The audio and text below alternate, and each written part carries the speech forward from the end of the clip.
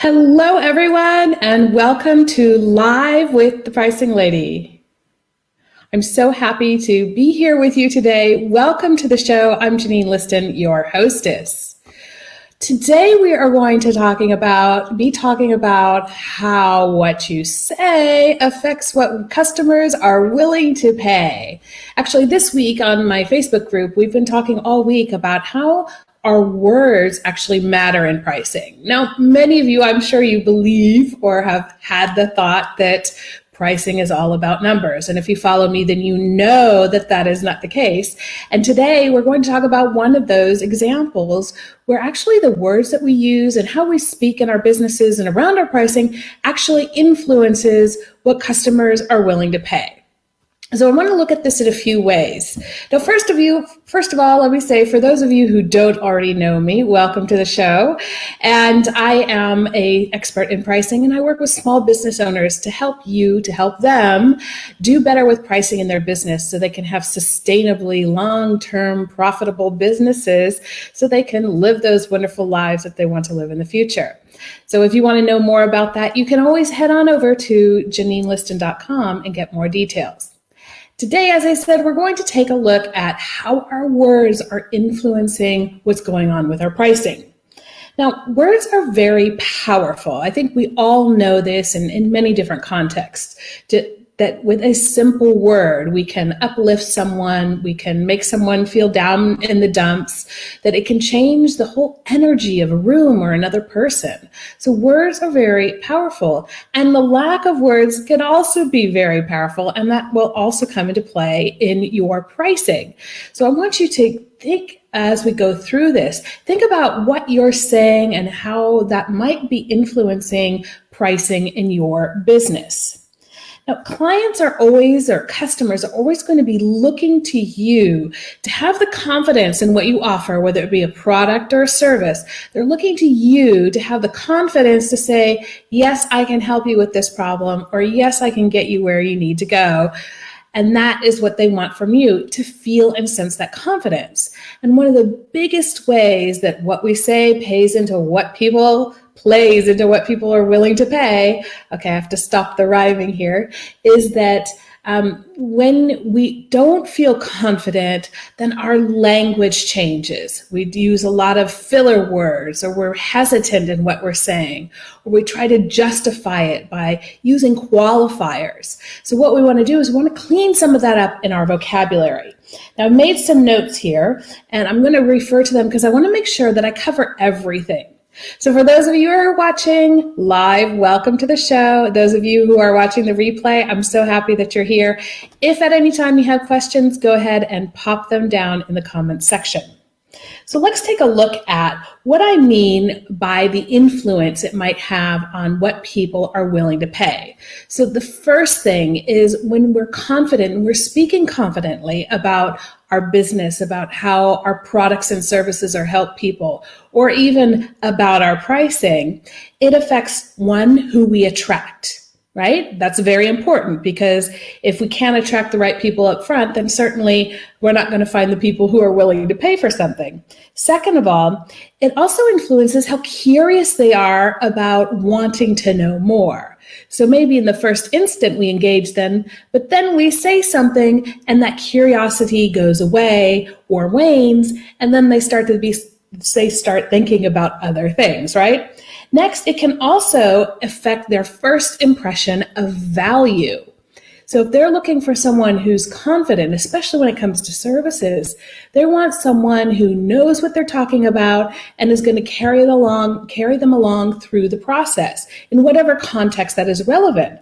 So of course, how you speak from the start actually influences their perception of how much value you can bring them. So oftentimes when people aren't sure if they're willing to pay for something, it comes down to they don't yet see the value. So the value, as you know, is very important. And as I always say, pricing is only relevant in the context of value. So we want to make sure that the way that we're speaking is actually boosting the value, people's perception of the value. Of course, the value has to be there in the end, but we need to speak in a way that shows them that that is there. Next, it influences what they're going to tell others. So not only is it influencing what they might be willing to pay, but it ultimately may influence what others are willing to pay. Two more. Second of all, if you're offering products and you're selling so through other shops or boutiques or other vendors of any kind, it may also influence who's going to stock your product and at what price they're going to stock it at. And the last one is ultimately all of these things will influence what customers are willing to pay. So it could be maybe they don't stock it in the high-end shops, but they'll stock it in lower-end or economy type shops.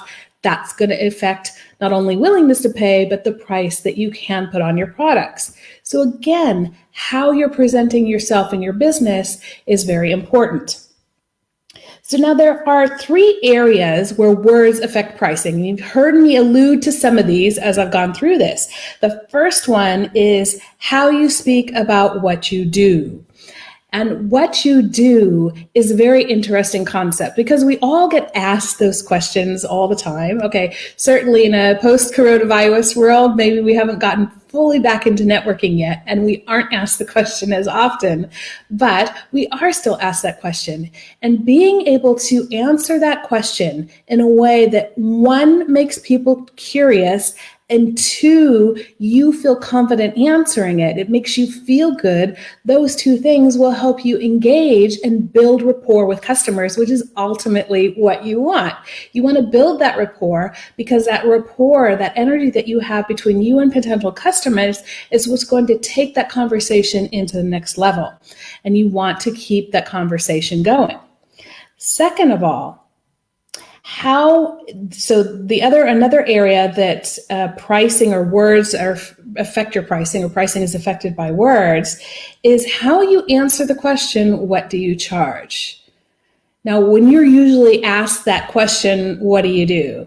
Do you go, do you say confidently, let me create an offer for you and I'll send it to you? How are you answering that question? Because that is a big, big point where you lose rapport or connection with customers. So if they ask you, what do you charge? And you start saying, well, it depends on if it's this and that.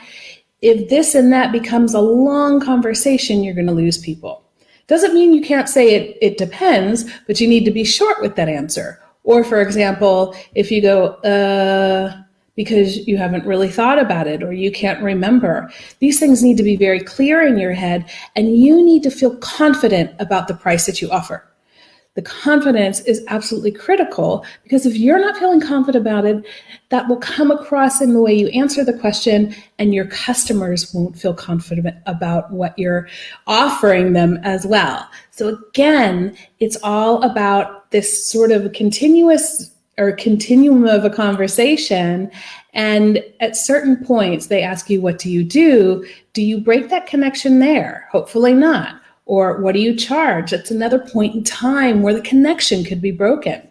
And the third one is when people object. So when people object, do you start defending yourself fiercely?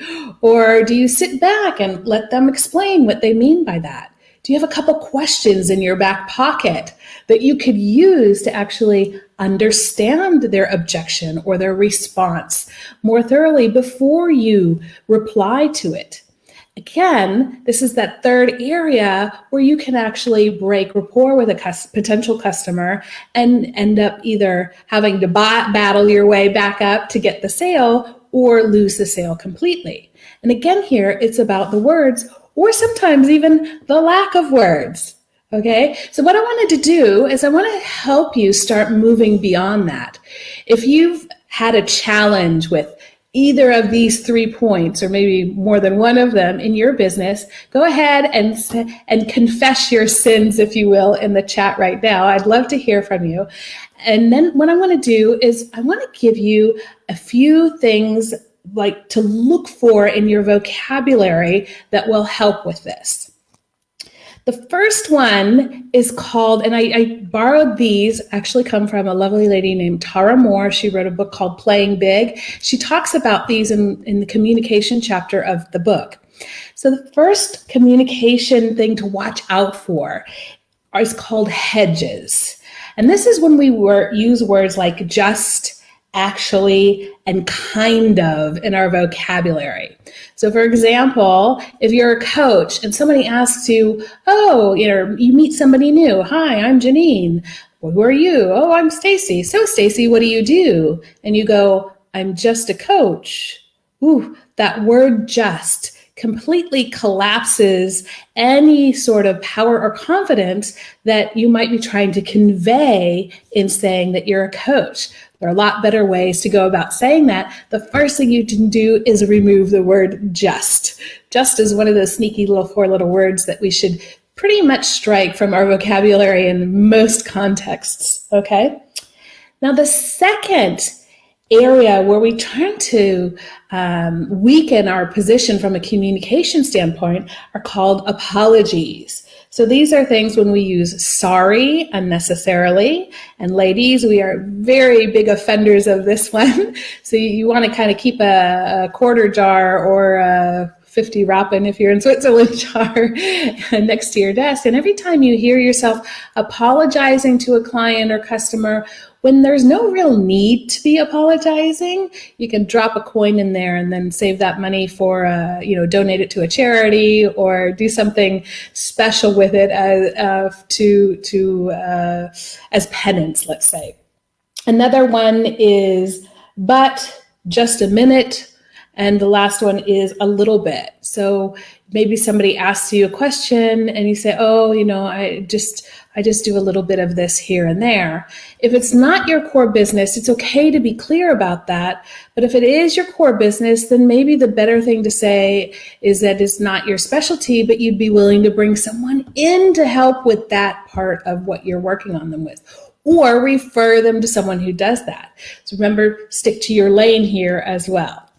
So the next thing to watch out for are what we call qualifiers.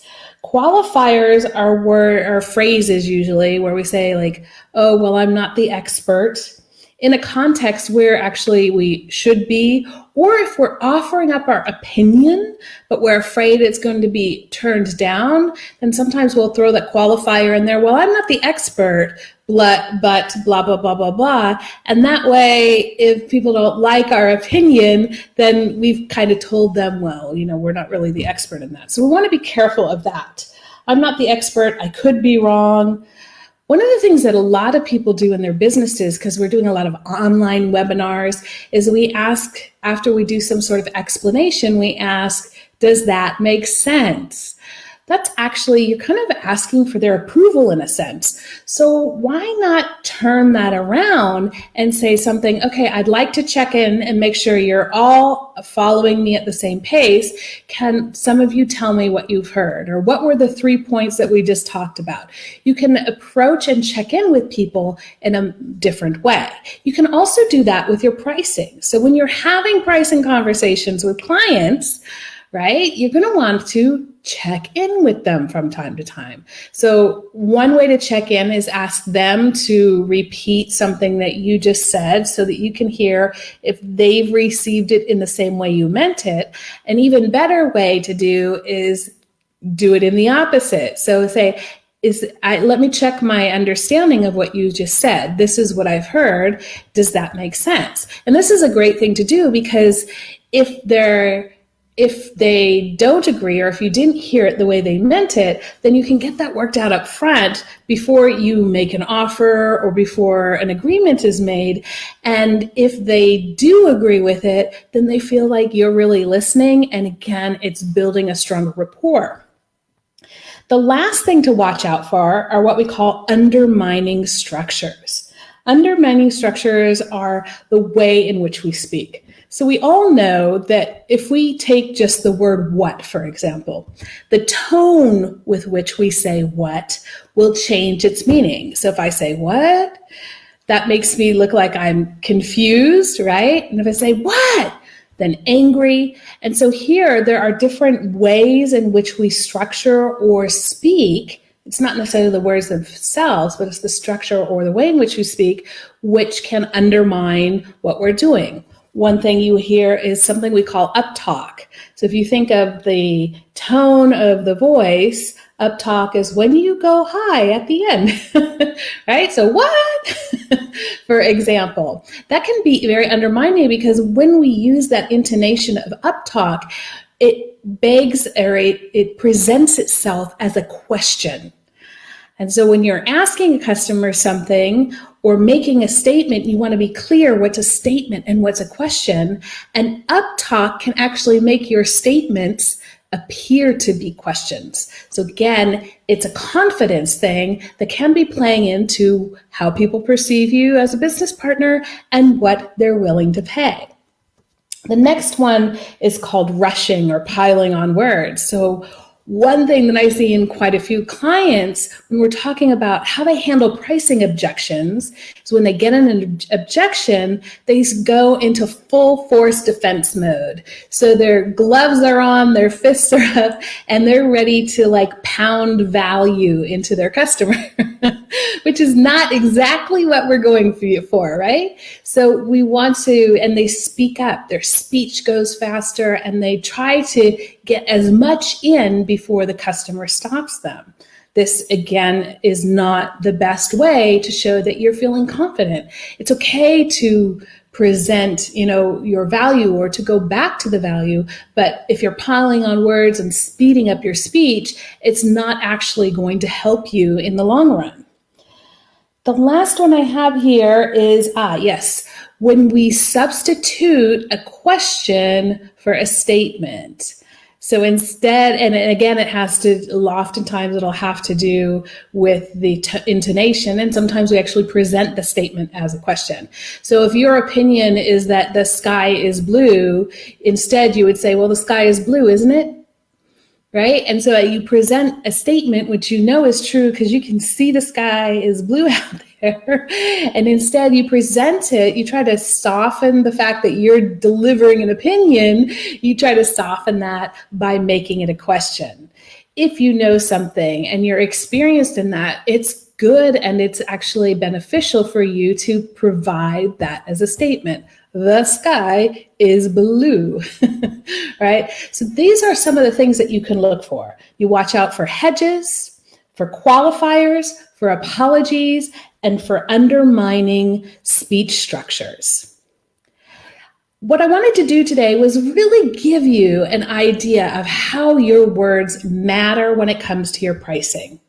Now, if you're in my Facebook group, then you know we also talked about a 4-letter word this week, the word cost. And this has been a bee in my bonnet for a couple of weeks now because I've had a few clients who are using the word price and cost interchangeably.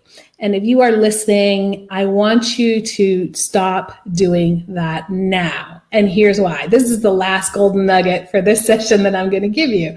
So why is this so important?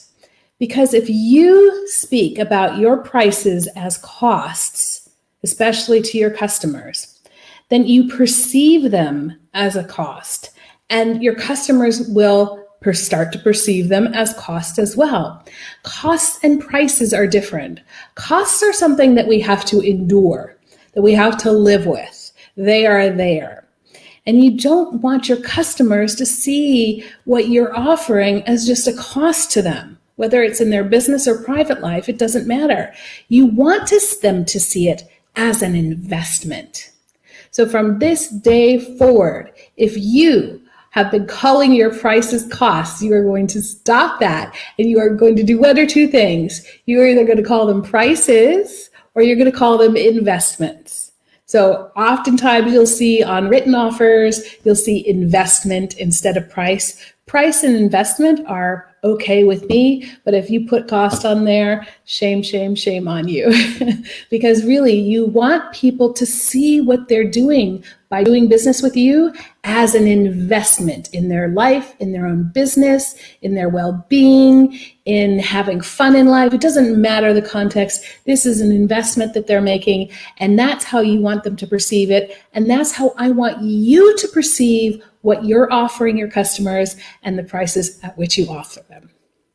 Thank you so much, everyone, for joining me today. If you have questions or comments, you can pop them down in the comments section below. I've got one other thing for you. Let's just see. I don't have it here. Let me create it real quick.